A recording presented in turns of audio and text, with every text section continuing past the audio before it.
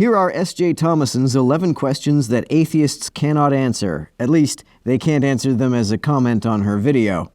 Hello, you've reached ChristianApologist.com, and I'm S.J. Thomason, and today I'm going to present to you 11 questions that atheists cannot answer. The first question: how do you explain why the early Christian martyrs preached for decades, saying they saw the risen Christ? Well, we only really have first-hand writings of one of the martyrs saying this, and that was Paul of Tarsus. He never knew Jesus when Jesus was alive, and said he saw him after the crucifixion on the road to Damascus in what could have been any number of different phenomena. He could, of course, have been lying, or he could have hallucinated, or it could have been some random guy saying he was Jesus, or a guy Paul mistook for Jesus. Since Paul would have had no idea what Jesus looked like, those last two explanations are especially probable. You know what's not probable, though? A guy rising from the dead. From the other martyrs, we only have what other people wrote about them. The Gospels were attributed by early scholars to followers of Jesus who knew him when he was alive, but they likely were not written by them. However, even if they did say they saw Jesus after the crucifixion, hallucination is far more probable than resurrection. It is often argued by apologists that the martyrs died for their belief in the resurrection, but there's no evidence for this. Jesus led a movement to overthrow the Roman occupation of Judea, so his followers were most probably martyred for that reason. The same reason Jesus himself was martyred, not specifically because of their belief in the resurrection.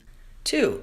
How do you explain the rise of Christianity to between 5 and 6 million by 313 when it was finally legalized from such humble roots? I think that has a lot to do with Paul. Judaism welcomes converts, but it doesn't really seek them out, and converting to Judaism is quite a rigmarole relative to converting to Christianity. While several denominations have a formal process of conversion, many Christians will accept you as Christian if you simply call yourself one and abstain from too salacious a lifestyle in public. But in the beginning, because Christianity was a sect of Judaism, to become a Christian, you had to become a Jew. And to become a Jew, you had to get circumcised and all that jazz. Paul said to the other Christians at the time that these requirements should be done away with. It's easier to gain followers that way. So after that, if you wanted to convert to Christianity, you no longer had to get circumcised or give up bacon. This is one of the factors that helped Christianity grow a lot faster.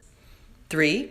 What powered inflation of the universe? With respect to the earliest inflation, we don't know. At least we don't know yet. But to infer that it's God is a God of the gaps argument, and those don't have a great track record of success. Every time science couldn't explain something at first, then later discovered an explanation, once that explanation had been found, it has always turned out to not be God.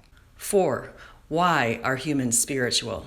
I'm not sure what spiritual means. I'm even less sure what S.J. thinks spiritual means. If what she means is, why are humans religious, then there are several reasons, like hyperactive agency detection, and the advantages religion has for social cohesion, guilt and the desire for absolution, etc. God is neither the only nor the best explanation for people being spiritual in that sense. 5. Where did consciousness come from? Consciousness is something that your brain does. Every aspect of consciousness is an activity. It consists of thinking, feeling, perceiving, etc. These are actions, and actions have to be carried out by something in order to occur. I suspect an apologist would say that these are carried out by the soul, but it's not clear to me what a soul even is, let alone what it means for a soul to do anything. It's much easier to understand the idea that brains do these things. I understand what it means for a physical object to do something. Even if we don't know all of the ins and outs of how our brains do these things, the idea that they are conducted by some non-physical entity is hard to even imagine, let alone understand. Also, let's say that there is a soul that creates or grants consciousness. Does it follow from this fact that a God exists? Clearly not. 6. How do you explain what some have called our sixth sense? Proprioception? That's easy. Proprioceptor neurons in our muscles and joints communicate position to our brains. If what you meant to ask is how we explain psychic phenomena, well, we don't have to because it's bullshit. 7.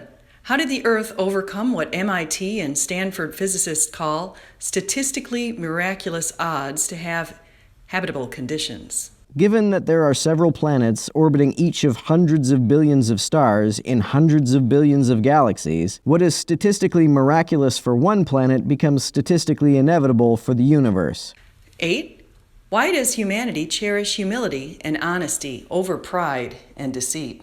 Well, they don't consistently. To the degree that they do, it's because of a combination of not wanting to be a target of the prideful and deceitful, and not wanting others to be such a target. Both desires are to some degree a product of natural selection, because they motivate us to help ourselves and each other, and thus the species, to survive. Pride and deceit are only of a short-term benefit. Things fall apart pretty quickly if they occur too frequently in too many people.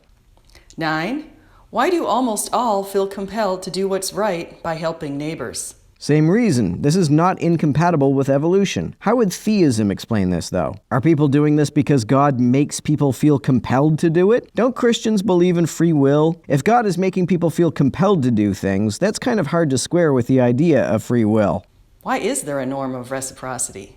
Because there's a natural instinct for reciprocity. We see reciprocity in many social species. Reciprocal altruism is something that is extensively studied by evolutionary biologists. Many animals will groom each other in exchange for being groomed, for example. Animals do this because it grants a survival advantage.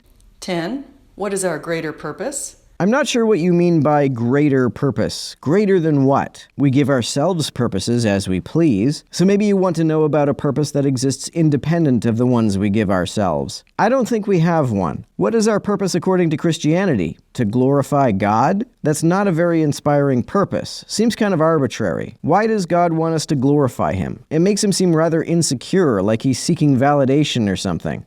And 11.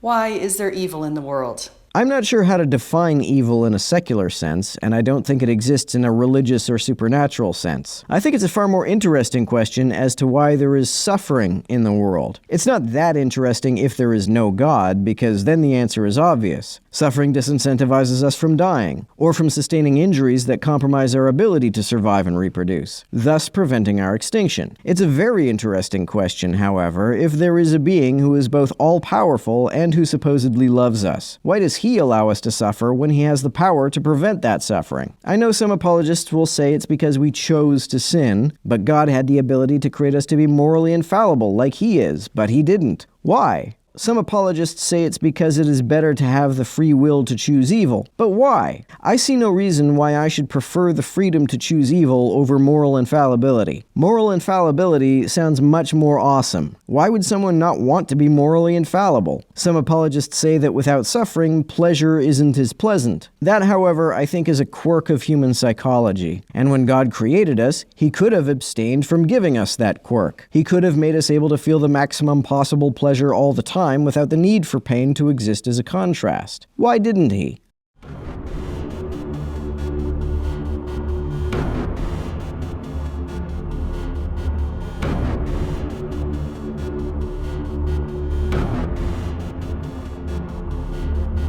To everyone who helps me out on Patreon, you're a big help. Thanks so much.